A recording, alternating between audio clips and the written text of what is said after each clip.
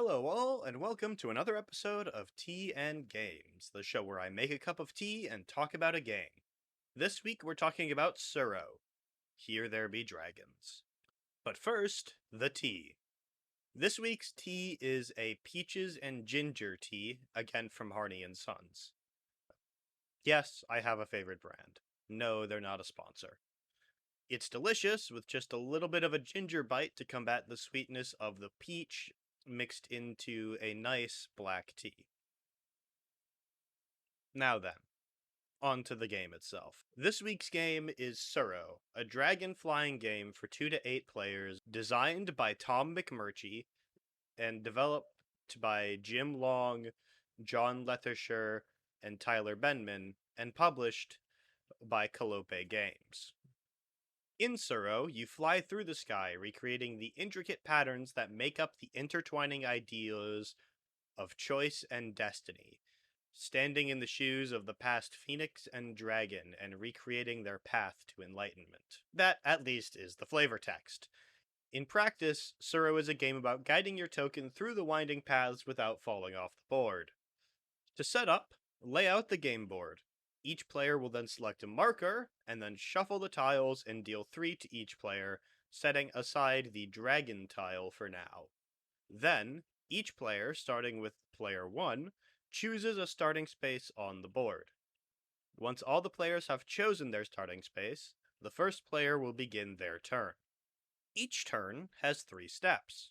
Play a tile, advance markers, and draw tiles. The active player first plays a tile in an open square next to their marker. Once a tile is placed, all markers adjacent to the new tile move, starting with the active player. If a marker runs off the edge of the board, that player is eliminated.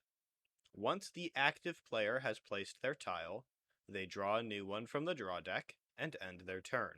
In a game with 3 or more players, when the draw pile runs out and a player needs to draw for the first time, give that player the dragon tile. When a player is eliminated, their tiles are added to the draw pile, and starting with the player with the dragon tile, each player draws to refill their hand. Once there is only one player remaining, the game is over and that player wins. Like many other games I've covered on this channel, Tsuro is beautiful in its simplicity.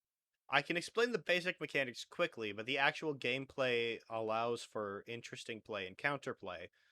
Avoiding other players, for example, means that they can't mess with your path, but will quickly build you into a corner and leave you with a little where to go.